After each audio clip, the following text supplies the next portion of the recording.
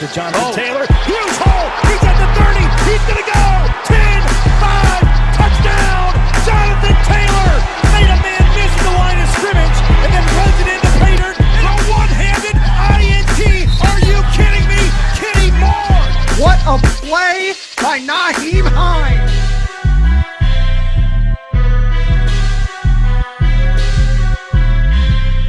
Horseshoe is back, baby. The horseshoe is back. What is going on, Colts Nation? Welcome back to another episode of the Bring the Juice Colts podcast. Cody Felger, Derek Larger here with you guys. Hope you guys had a great holiday weekend, great 4th of July.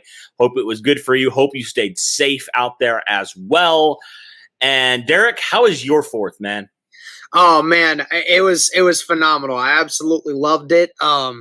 You know, normally 4th of July weekends, I go to my aunt and uncle's, a town over to our west. It's about an hour drive, and the last couple years I haven't gotten to do that due to work, and that really has made me angry about it over the last few years. So I was glad that I finally was able to do that this year, and oh my gosh, it was a blast. A lot of great food.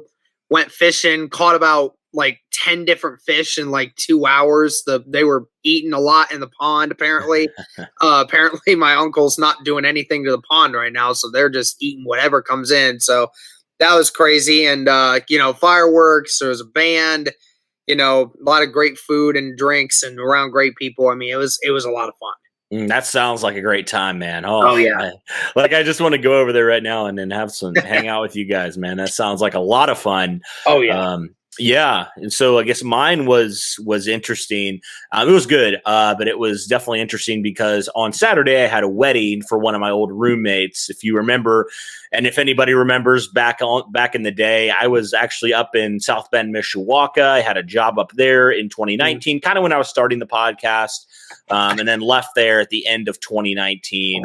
And one of my former roommates actually got married, so I was up there for most of the day on Saturday. Got to catch up with some old friends from up there, so it was a good day. And then yesterday had my job, and then, you know, after that I went up and hung out with my dad's side of the family, my grandparents' side of Lake Cottage. We've gone up there really ever since I've been little, you know. So we were up there, got to see family again, and it was just a lot of fun. I went tubing for the first time in a couple of years. I came out of retirement, they said, so didn't fall off, thank goodness. But I soon remembered, man, why I don't go anymore. I had a massive headache. But man, falling off the tube is half the fun, man. That's the whole point. You're supposed to fall off at one point. Yeah, I ripped my brother off the tube. It was kind of funny. Like, I got on his tube, I pulled his tube over, got back on mine, and flipped him over. It was so much fun. Yeah, it was a good time. Got some sun, got to be outside. Being with friends and family was a lot of fun. I'm always a designated guy on the grill, so I'm always making burgers and brats and stuff. So a lot of fun there. But anyway, it's enough small talk. We've talked enough. It's funny. I saw somebody in the comments saying, can you guys just cut the small talk? And I'm like, absolutely not. This is absolutely the best part, not, man. You got to have a little bit of small talk here and there, man. We can't be robotic, man. We got to just talk about our stuff, you know? But anyway, Derek, let's get on to the topic of this video and this podcast, kind of talking about a rumor potentially to the Indianapolis Colts. And this is a very interesting rumor, especially considering how the Colts attacked this offseason. Now, this rumor, again, these rumors have been hit and miss, but this rumor says there's 2 new teams in the last few days who have been linked to former Chargers defensive end Melvin Ingram. If you remember, he's been with the Chargers for a long, long time. He's in the mid-30s now. Those 2 teams were the New England Patriots and the Indianapolis Colts. So they added that Phillip Rivers has explained his time in Indy to Ingram in the last 48 hours.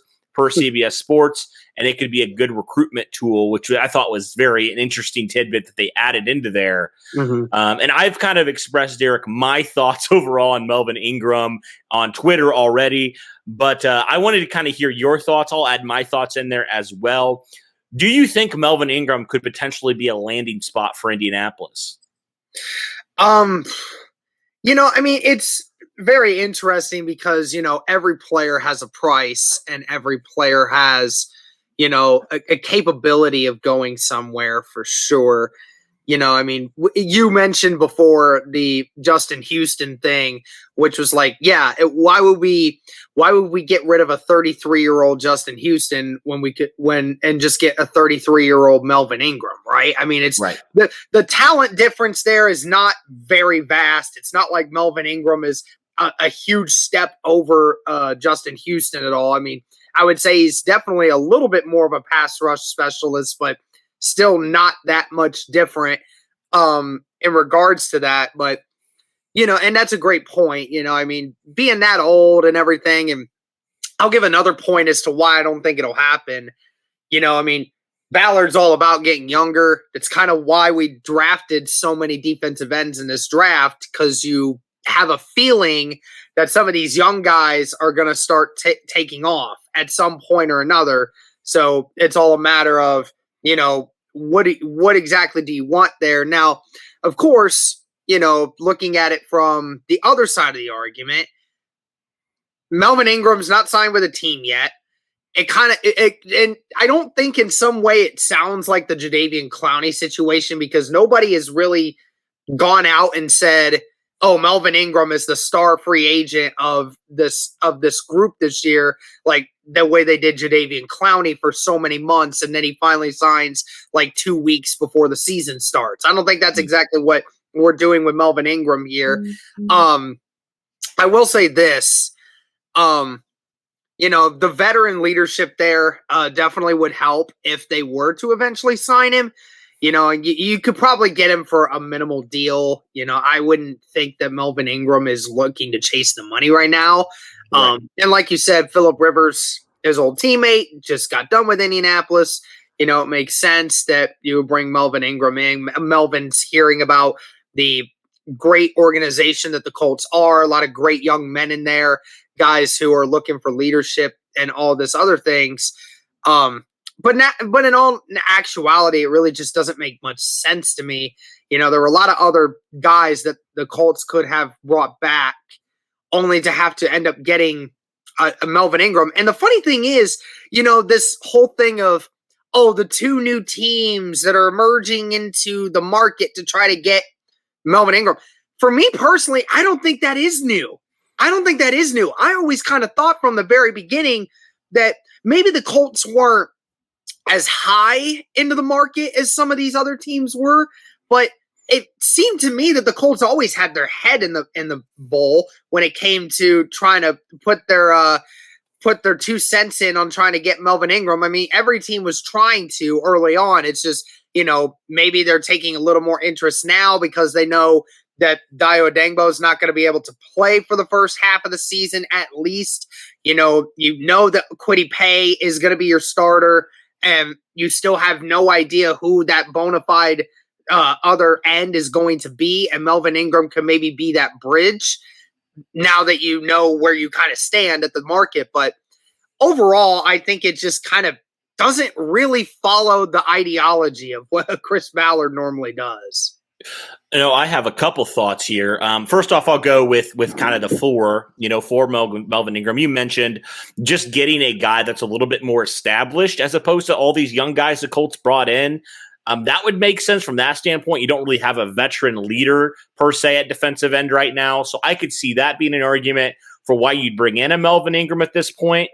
But then I feel like there's so many more reasons that you see that would signal no, this isn't going to happen. The first off is just the lack of production, I guess, compared to even Justin Houston. It's really not that different. Like Melvin Ingram, the last couple of years, last year he didn't even record a sack. Granted, he didn't play in as many games as normal, but he didn't have a sack last year. He only had 7 in 2019 and 7 in 2018. And then also the fact that he hasn't really been that healthy the last couple of years. He's played in 20 total games the last 2 years. Last year was his least amount played in a long time, really ever since his second year in the league back in 2013. So the combination of the age and just the lack of health the last couple of years, hasn't played in all 16 games or all the games since 2018 either. Those all factor in, I think, into why would you go after another guy that's kind of been a little bit more I don't want to say injury prone because I don't know if that's fair for Melvin Ingram. He's been pretty healthy throughout his career, but the last 2 years, he hasn't been on the field as much as he had been in the past. I mean, Justin Houston's been more available from a health standpoint than Melvin Ingram up to this point, and has had a little bit better stats, honestly, the last couple of years. So I think all those things are factors in. And then, Derek, I don't know if you listened to Chris Ballard was on with one of the guys from The Athletic the other day, kind of just talking about a whole variety of different topics around his team. And he talked about, different positions like corner, how the Colts didn't address corner, and, defensive end a little bit. I thought it was interesting because when one of the people asked, like, what about like some of those positions where you have a lot of young guys? Do you feel like, the reason why you didn't address corner, for example, is because you feel like some of these young guys need a chance to really grow and just get more opportunities? And Ballard said, yeah, I mean, how are you going to get better if you don't play? And I think that's an argument that could be made for Melvin Ingram against Melvin Ingram here to Indianapolis is like, why would you potentially cut a guy like a Ben Banagou or whoever, one of those younger defensive ends that they have so much more potential for a guy that's, a little bit older, a little bit more injury prone, not as productive? It just doesn't match up, in my opinion. Yeah, like I said, it just doesn't match the mold of what a Chris Ballard really does. And, we've been critical of these young defensive ends. A couple of them have stepped up, a couple of them have not. Tyquan Lewis really stepped up this last offseason and really showed you that he can be a quality depth piece on this defensive line wherever you decide to put him. He's shown he can put in the effort. Hopefully he can build on that. But he's shown that he's made some adjustments to be able to do that. We know Al-Qadi Muhammad's there, but he's never matched any real production that warrants him getting a big contract. That's why we brought him back on a 1-year deal worth $2.5 million. And then, we talked about Kamoko Toure. We want to get this guy long term, but we still have yet to see whether or not he is going to be the guy that we drafted in the second round for a couple years back. And Ben Banagou, we've said it multiple times, has all the athletic ability in the world to be a great defensive end, just hasn't seemed to really put in the work just yet. Last year was a really off year for him. And we hope that, same with Tyquan Lewis, kind of just gets reminded, hey, you can get lost in this defensive line room if you don't start stepping up your game and playing like the person that we've drafted. So maybe we see that. It's just, again, it's also the question of the unknown. It's just really is the question of the unknown. But then again, you also get an unknown when it comes to Melvin Ingram and how much time he's actually going to play. So, it's just there's still a lot of unknowns to this defensive end group, despite how much Ballard has done to it and what could potentially still be done with it. There's still a lot of unknowns with this defensive end group still. And Ballard has been on record when he asked about Justin Houston after the draft. He's been on record by saying, we've got a pretty full room at defensive end. Like, he has actually said that. Mm-hmm. So I'm just kind of like, why in the world would he go in favor of a Melvin Ingram when you know Justin Houston so well? He's been in your system a couple of years. You know the kind of player you're getting. Why would you, turn around, say that, and then turn around and go sign a guy like Melvin Ingram? It just doesn't add up to me. Yeah. And this move, if the Colts were to make a move like this would be more of a midseason move, in my opinion. This would be something if, either there's some injuries that happen at defensive end, or none of your guys are being productive and you need some juice on that defensive end position.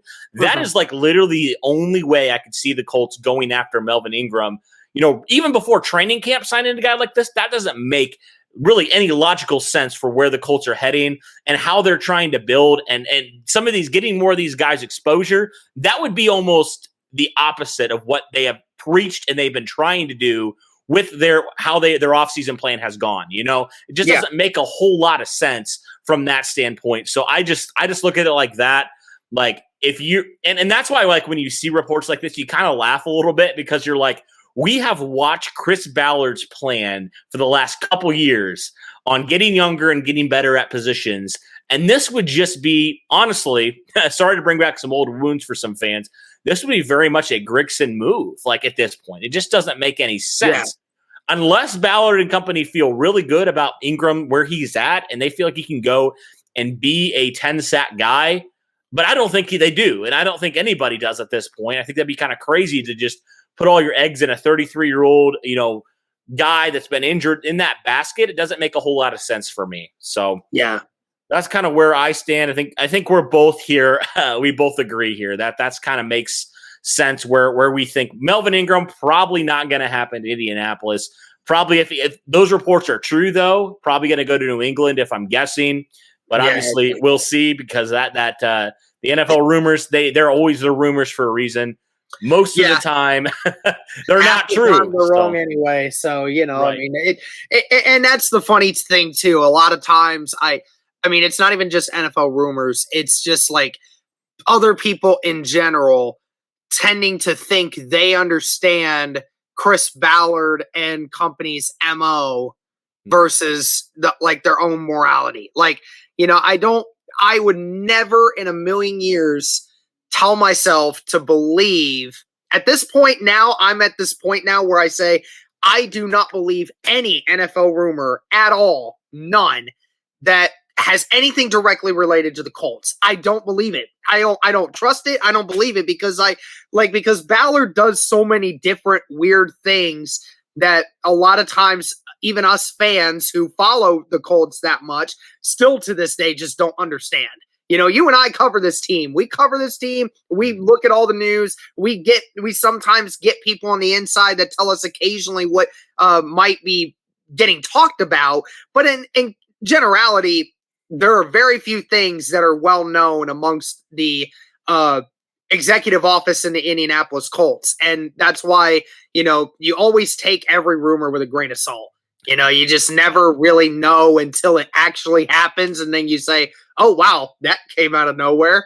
So, this Melvin Ingram stuff, a lot of factors have to go into it in order for Melvin Ingram to actually even come here.